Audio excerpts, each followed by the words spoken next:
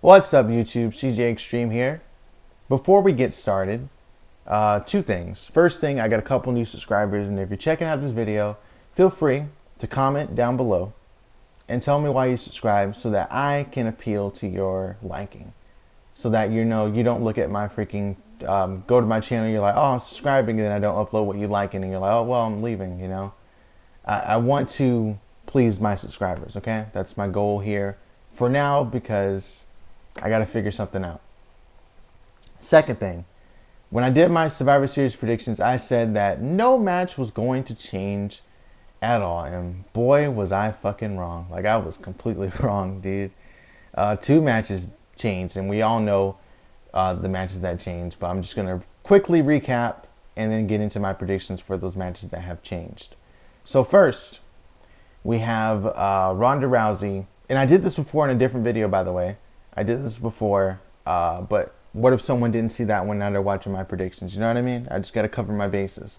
So, Ronda Rousey and Becky Lynch was supposed to happen, but in a Raw segment where SmackDown Live invaded the Raw Women's Division, Becky Lynch was punched in the face, and after looking at it again, I said, you know, it probably was an accident. It didn't look like an accident second time around, me looking at that. I don't know, man. Different angles say different things. Maybe I'm tripping. You know, maybe I'm wrong. But it really didn't look like an accident. I'm sorry. It just didn't.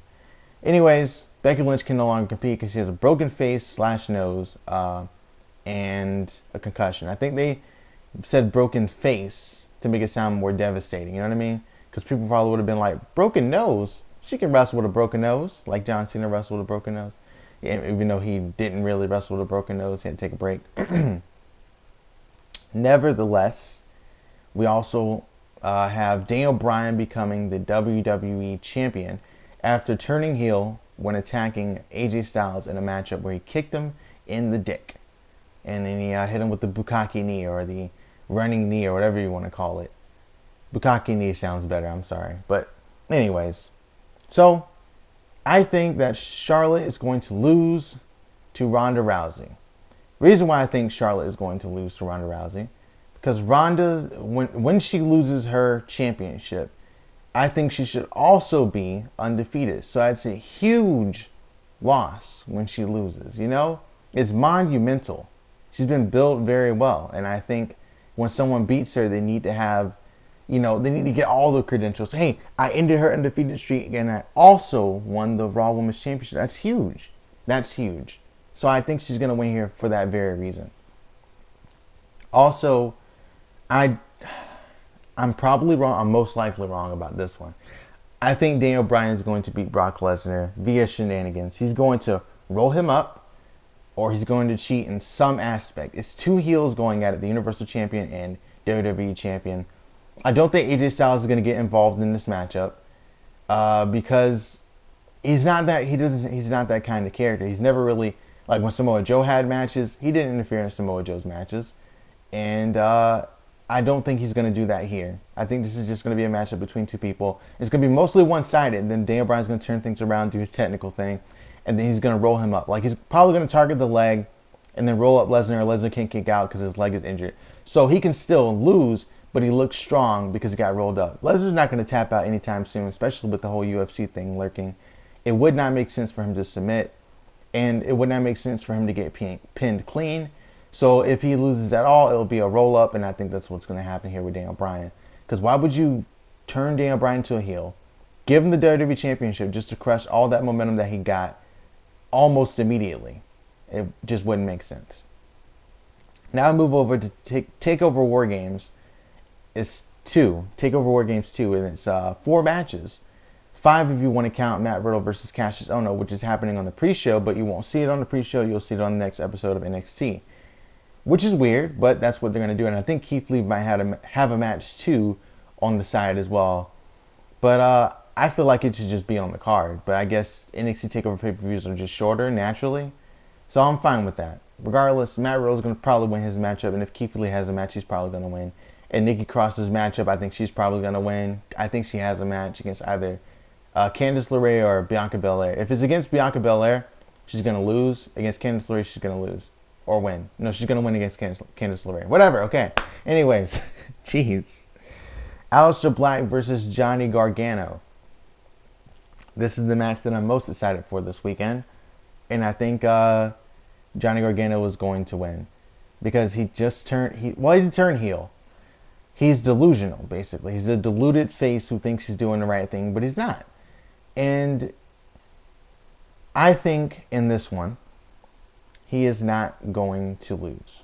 I think Aleister Black is going to go to Raw or SmackDown at the Royal Rumble at some point. He's probably going to still be lurking on NXT for a little bit, and then he's going to go away around Royal Rumble time. I think it's just time to move to the main roster while he still has his mystique. Johnny Gargano still has this thing with Tommaso Ciampa. He says Aleister Black is in the way during the promos. So I think this is Johnny Gargano trying to get rid of Aleister Black. And then he'll face Tommaso Ciampa for the NXT Championship. And maybe, just maybe, they'll both get sent up to the main roster at the same time while Gargano is still NXT Champion. I don't know. I think it's going to conclude, if Gargano is going to continue this storyline, he has to beat Aleister Black. Or he can lose here. He could lose for one reason that I can think of, is to convince him, hey, this isn't right. You're not doing the right thing. He gets kicked and he starts is like, okay, well, you know what? I was wrong. You know what I mean? That he comes to his senses after getting kicked in the head with a spinning roundhouse from Aleister Black. Could make sense. Anyways, I think Gargano's going to win. The women's match, best 2 out of 3 falls. We have Shayna Baszler defending her NXT Women's Championship against Kairi Sane. Her buddies are not banned from ringside. I forget their names, but they're part of the 4 Horsewomen of MMA.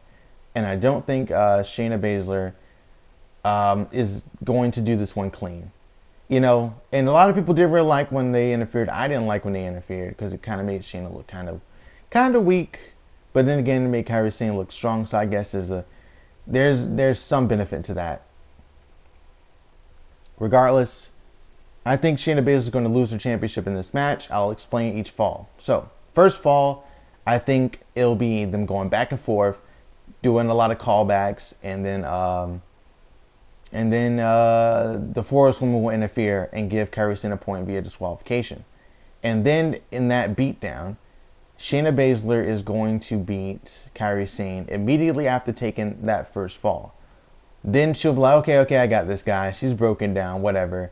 Her girls leave, and then Kairi Sane is going to start to come back. So the girls are going to come back. She's going to knock him off the apron or whatever, hit the interceptor, and then probably hit the insane elbow and win the matchup. And it'll be like a huge babyface pop or whatever. We'll have a new champion. I feel like on this card, there has to be a new champion, and I'll explain why with this next prediction. Tommaso Ciampa versus Velveteen Dream. Now, Velveteen Dream is one of those characters that don't need to win a championship, so I think you see where this is going. In NXT, he doesn't need to win a championship because he's already hot without it. It's kind of like Adam Cole. Adam Cole doesn't need to be the NXT champion. He can be, but he doesn't need to be because he's Adam Cole, just like Velveteen Dream is Velveteen Dream. And in this rivalry so far, we've seen that Velveteen Dream is kind of seen as an underdog against Tommaso Ciampa. And based off of what I said earlier with Johnny Gargano, Tommaso Ciampa would not be losing this championship. It just would not make sense. And I think, actually, possibly, Johnny Gargano could interfere in this match because he doesn't want anyone else to beat anyone else to beat Tommaso Ciampa other than Johnny Gargano. Say the referee gets taken out. Johnny Gargano and Tommaso Ciampa work together. Ciampa's like, oh yeah, that's why I'm talking about freaking Johnny Gargano doing it the big dog way. You know what I mean? He's embracing the dark side, and I think he might like that. You know what I mean? I think that might be the case here with Johnny Gargano and Tommaso Ciampa. They do their tag team finisher. Velveteen Dream gets pinned, and Tommaso retains the belt. The crowd is booing. They're upset with Johnny Gargano, and right after that, he probably will immediately attack Aleister. I keep saying Aleister Black. It's stuck in my head, but he will immediately attack Tommaso Ciampa. And then I could see at some point down the line on NXT television, we see 2 rivals in Aleister Black and Velveteen Dream teaming up to face Tommaso Ciampa and Johnny Gargano. I could see that. I could. That would actually be pretty damn awesome if that match did happen. And I'd be very, very entertained. But I don't think that's going to happen. But if it did, I could definitely see it happening. There's a possibility. Regardless, yeah, I think Tommaso Ciampa is going to retain his championship. I think he is. It may not be via interference, but he just won the championship. This is his second title. No. Is it? I think it is his second title defense. I think it is. So, you know, it would make sense for him to win right here. And maybe they'll still do the triple threat with Johnny Gargano and Aleister Black versus Tommaso Ciampa. They might even do that at some point on the NXT episode because they were supposed to do that match a while ago and Aleister got injured. Some sort of tear in the growing area. Finally, the main event, or what I expect to be the main event, the War Games matchup between the Undisputed Era with Adam Cole, Bobby Fish, Kyle O'Reilly, and Roderick Strong, taking on the United Kingdom champion, Pete Dunne, the North American champion in Ricochet, and the War Raiders Hanson and Rowe. Now, this match should be a barn burner. I think I'm going to really like this one. I think NXT takeovers are usually always good, and I think this one will not fail to disappoint by any means. That's what I think. So, I think the Undisputed Era are going to win. Here's why. Why would they lose here of all times? You know what I mean? They won this event before, and I think it would make sense only for them to win it again. They are an actual team. Pete Dunne and Ricochet don't get along. Hanson and Rowe are just like, okay, we're just trying to get an Undisputed Era. They're all united under one goal to fight the Undisputed Era, but they're not really united. You know what I mean? The Undisputed Era has proven they can work as a team. We have not seen Pete Dunne and Ricochet work as a team before. I don't think. So why would they work as a team really efficiently now, all of a sudden?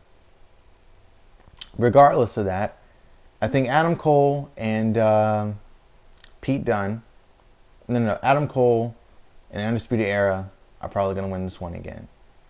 Since they have the advantage too, I don't see how they could really lose. But that's just my prediction. Maybe you have different ones. If you have different predictions, I want to hear them in the comment section below. So go ahead. If you made it this far, go on, give me your predictions. And we'll see if we can agree or disagree. By no means am I saying like, oh, I'm 100% right, because I'm most likely not. I can't, be right about everything when it comes to wrestling. But I'm really looking forward to NXT Takeover. I'm really looking forward to this weekend altogether. And I can't wait for Saturday. It's going to be awesome. Because usually when I watch NXT Takeovers, I usually end up watching them again. But anyways, thanks for watching. See you guys later.